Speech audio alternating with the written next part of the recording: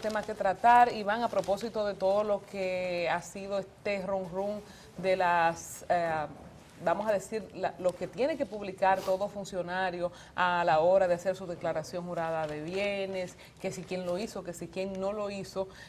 Hubo como un saborcito ayer en algunos medios de comunicación. ¿Tú tienes la nota? Mira, el día de ayer, luego de salir del programa, aproveché el momento que tenía para ver varias entrevistas que se hacen en este mismo horario. En una de las entrevistas que se hizo, se hicieron ciertas alusiones que después en las redes sociales se viralizaron de cierta manera, porque creó un movimiento o una bulla que algunos consideran innecesaria, pero algunos, como nosotros, investigamos. Ciertamente, la Cámara de Cuentas se rige en base a una ley, la ley 311-14, que es sobre el patrimonio, la declaración de patrimonio. ¿Qué pasa? El día de ayer hubo dos periodistas que hicieron un comentario sobre lo que fueron declaraciones juradas de varios viceministros, directores, personas que estaban supuestos a haberlo hecho, pero no lo sacaron. Aquí vemos un ejemplo. En el Ministerio de Energía y Minas hay dos viceministras. Una es la viceministra de Energía Nuclear, otra es la viceministra de Ahorro Gubernamental. Ambas aparecen dos veces. La Cámara de Cuentas sacó tres listados. Un listado de quienes declararon, un listado de quienes no declararon y otro listado de quienes declararon tarde. Estas dos viceministras, que son las únicas dos viceministras femeninas en el Ministerio de Energía y Minas, aparecen en dos listados diferentes. ¿Por qué esto es relevante? Porque periodistas o comunicadores, mejor dicho, porque esas periodistas no investigaron nada, simplemente dijeron lo que se les puso enfrente.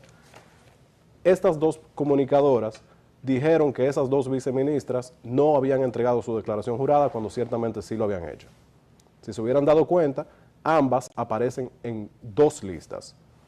Una que entregaron extemporáneamente, pero entregaron hace años, y otra en la que no habían entregado. ¿Qué pasa? Esto es un tema sumamente delicado. La Cámara de Cuentas dice y viene diciendo que 6.216 personas deben hacer su declaración jurada. En total, esas tres listas que ellos sacaron ayer debieron haber sumado esas 6.216 personas. Porque en teoría todo el mundo o declara o no declara y ya. ¿Qué pasa? Esas tres listas lo que suman son 3.000 y pico de personas.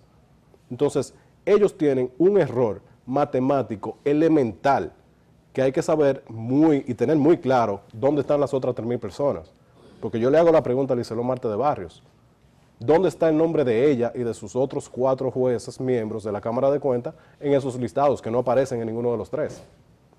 Voy más lejos todavía. Le recuerdo a Lizeló Marte de Barrios que cuando ella fue ratificada en el 2010, ella debió haber cambiado su declaración jurada que la hizo en el 2009. Tampoco lo hizo. Bueno, haberlo actualizado o cambiado o modificado. Ella, como jueza presidenta de la Cámara de Cuentas, no actualizó su declaración jurada. En la página de transparencia de la Cámara de Cuentas, solamente aparecen 5 declaraciones juradas de los 5 jueces miembros. ¿Dónde está la del director de compras? ¿Dónde están las de los directores departamentales? Que también debieron haber hecho su declaración jurada y debería estar también en esa página de transparencia. Y ellos deberían saberlo porque ellos son los que están supuestos a estar supervisando eso. Ellos hicieron un concurso hace casi exactamente un año, el 1 de junio del 2015, para establecer quién es el director del área de la Oficina de Evaluación y Fiscalización del Patrimonio de los Funcionarios Públicos. Se declararon desierto y más nunca volvieron a hacer un concurso. No hay director de esa área. Entonces, ¿quién está llevando a cabo eso? Entonces, si se va a sacar información, incluso si se va a filtrar a comunicadores para hacer el daño que sea, tienen que tener mucho cuidado de la manera que lo hacen, porque de la misma manera se le va a devolver a ustedes. Esas dos comunicadoras ayer se les refutó en las redes sociales, personas con informaciones. Las mismas viceministras que ellas mencionaron, les subieron la declaración jurada a la página, a las redes sociales. Ahora, yo no sé qué tanto nos pesa a los comunicadores pedir perdón, decir la Cámara de Cuentas fue el que sacó ese listado. Nosotros simplemente no tuvimos la precaución de revisar los 3 listados. Entonces, yo entiendo de que hay ciertas informaciones La Cámara de Cuentas tiene un rol que tiene que ser loable, que debe ser noble, si se hace bien. Ahora, si se hace para hacer daño, es sumamente peligrosa la Cámara de Cuentas. En este momento de que ahora se rumorean de que hoy, mañana van a salir un paquete de decretos, la gente lo puede utilizar para hacer daño, y eso es sumamente peligroso. Y ahora, como leyó Luis ahorita en el periódico, aprovechando el momento de que la Cámara de Cuentas ya se van a comenzar a someter ternas para cambiarla o para ratificarla, que dejen de buscar el estrellato a costa de otras personas. A mí me llama poderosamente la atención que aquí se cogen temas por épocas.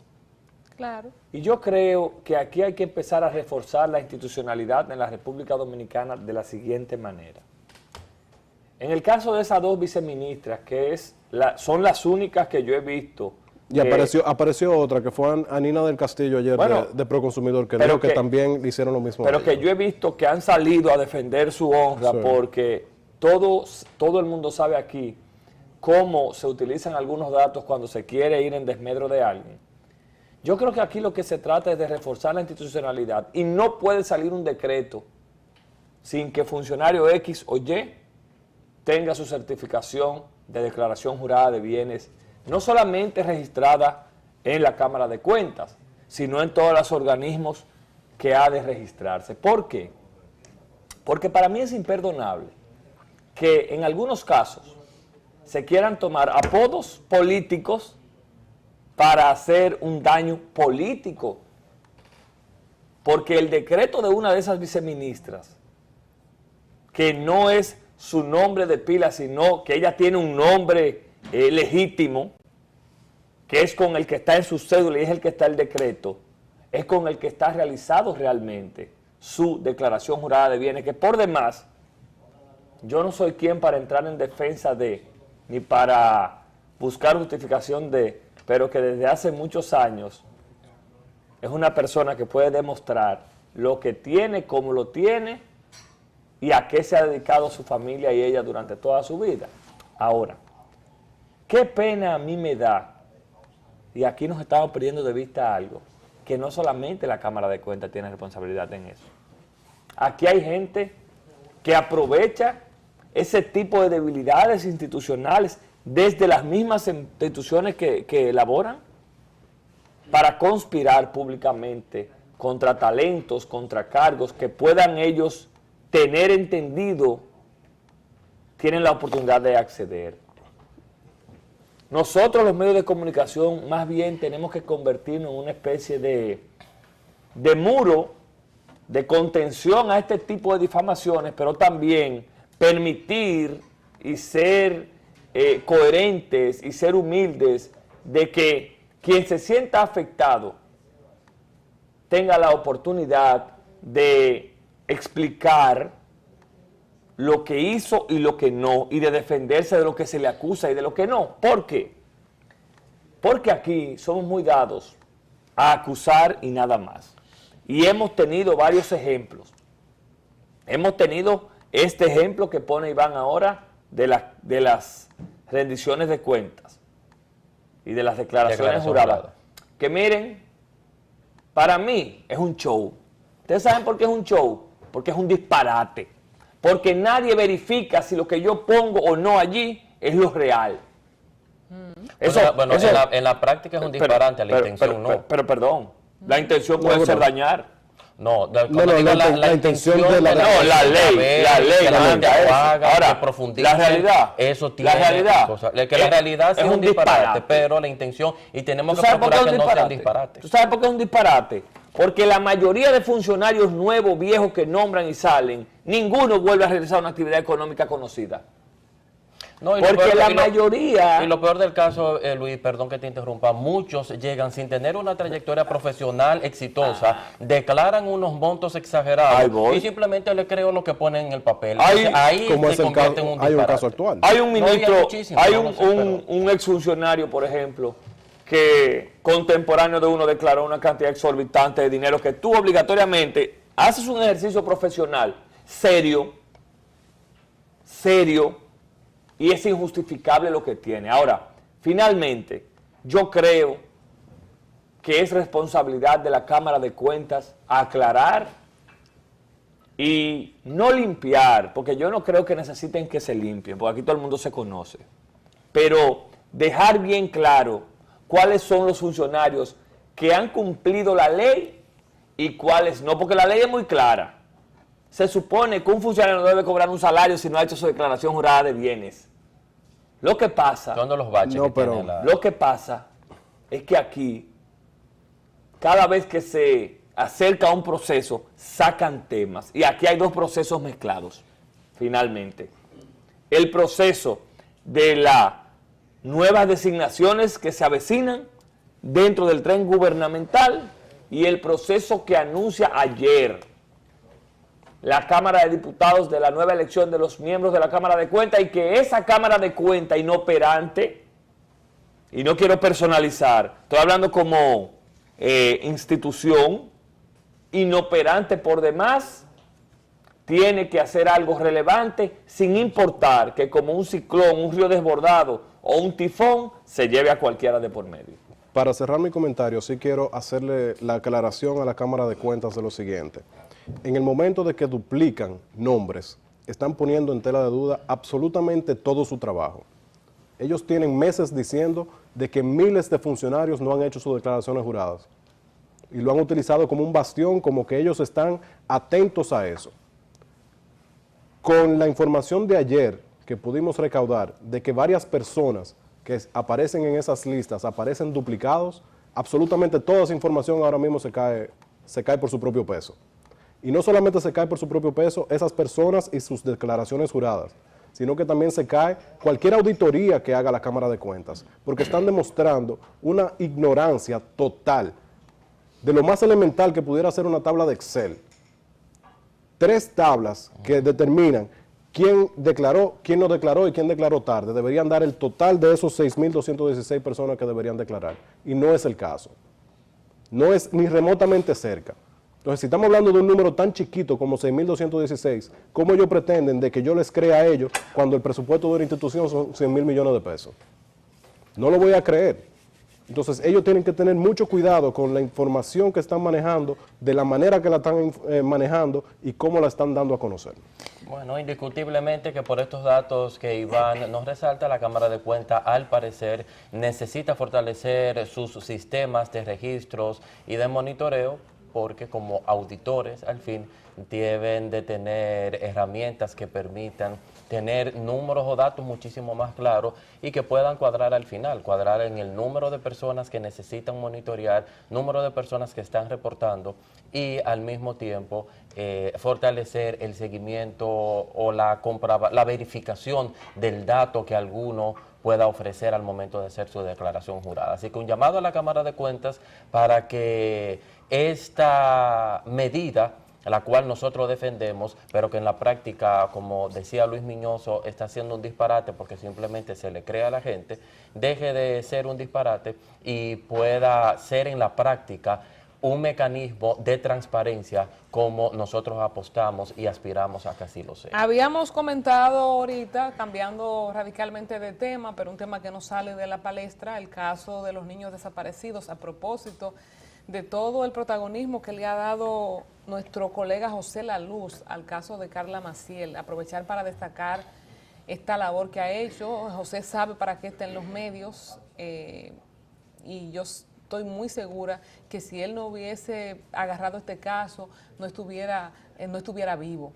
Quizá la niña no está viva hoy, como él ayer dio algunos datos, que ya la hermana confirmó la ropa que traía, o sea que cada vez pues se confirman más de que la osamenta cercanía de ese caso fue de la niña. Entonces, pero porque José La Luz lo ha agarrado en los medios y por eso importante la denuncia que hace Iván, porque dependiendo, nosotros como medios de comunicación a veces venimos a hacer el papel de ejecutor, deberíamos simplemente ser cronistas de la realidad, de lo que está pasando, no ser brazo ejecutor de movimientos y políticas sociales necesariamente. Bueno, a propósito de esto, todo el despliegue que se le ha dado, aparece una historia hoy en el Listín Diario que se ha tomado también este caso de manera impresa, muy en serio. Al menos 17 niños han sido reportados por sus familiares como desaparecidos en la policía desde el 2013.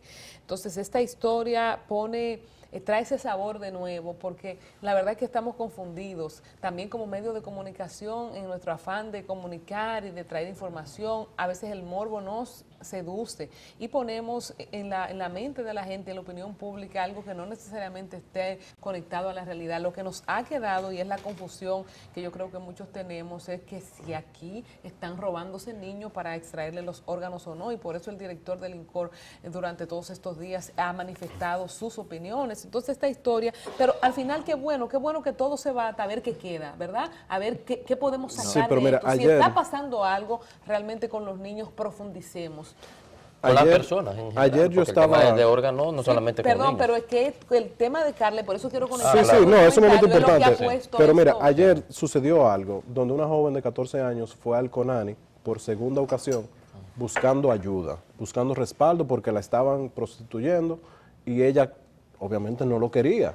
Y fue la segunda vez que había ido al CONANI. Por sus propios Entonces, padres. esos tipos de noticias son lo que ponen esto también en duda. Porque esa muchacha, si el CONANI de nuevo la devuelve a su casa, tiene que ser bajo un alegato de que no está en ningún peligro, esa muchacha se va a desaparecer. Claro. No se va a desaparecer porque la hayan secuestrado ni porque le estén trayendo órganos. Se va a desaparecer porque simplemente no quiere estar en ese ambiente. Entonces también nosotros tenemos que hacer de la parte, no solamente de la sociedad, sino las instituciones. El CONANI es el Consejo Nacional de la Niñez. Deben proteger a esa niña. A los 14 años, ¿cómo es posible de que la estén prostituyendo y la devuelvan a su casa, a donde sus padres, para que ellos la cuiden? La están vendiendo. Entonces, ¿qué vamos a esperar? ¿A que se desaparezca? ¿A que ella sea simplemente otra estadística para que la policía diga que solamente hay 5 niños desaparecidos? Eso yo me encuentro que es una cosa que es una barbaridad. Bueno, lo que sí sería bueno, Iván, y a propósito que tú traes también este tema, es que ya sea por parte de la sombrilla de salud pública, ya sea por el mismo despacho de la primera dama que tiene una afinidad con los niños, pero aquí hay que prestar atención a lo que está sucediendo. Lamentablemente, pues tuvo que suceder esto con Carla Maciel, pero ¿qué estamos haciendo por los niños? Ahí, independientemente de eso, la ley 136-03, que es la ley de protección de niños, niñas y adolescentes, pues establece claramente cuáles son los mecanismos y los protocolos para atender a este tipo de casos. Tocará ver cómo CONANI está aplicando estos casos, qué respuesta tiene. Muchas veces hemos escuchado quejas por parte de ellos que no tienen estructura, ya en parte las instancias infantiles, bueno, están en tema de atención INEIPE, pero los hogares de paso, ¿en qué condiciones están? Muchas veces hay, a nivel, en muchas provincias existe lo que es la Procuraduría de Niños, Niñas y Adolescentes para atender a casos como estos también, pero muchas veces esas procuradurías no cuentan en lo provincial con casas, hogares de paso para niños que están siendo víctimas de algún tipo de abuso o vulnerados en el tema de sus derechos. Entonces, ahí tocará ver ese caso de la niña de 14 años, porque otro de los mecanismos que te da la ley 136 es de que si el riesgo está en el círculo primario, o sea, en su padre o en su madre, ¿cómo pueden buscar algún familiar cercano que esté en la disposición de asumir una tutoría temporal en lo que se va trabajando ese otro tipo de asuntos? Porque ahí hay un equipo psicológico, un equipo de trabajo social que tiene que tratar de hacer esa reinserción y no romper el vínculo familiar a golpe y porrazo. Son casos muy complejos. Sí, pero a mí me preocupa mucho algo, muchachos, que aquí hay temas que solamente se lo queremos dejar a los gobiernos. Y yo, con el perdón de mis amigos de la sociedad civil, veo que hay temas que a la sociedad civil no le importan. Pongo un ejemplo. Las estancias infantiles, que tú muy bien la tocas. ¿Tú sabes qué ley manda la estancia infantil? La ley de la seguridad social.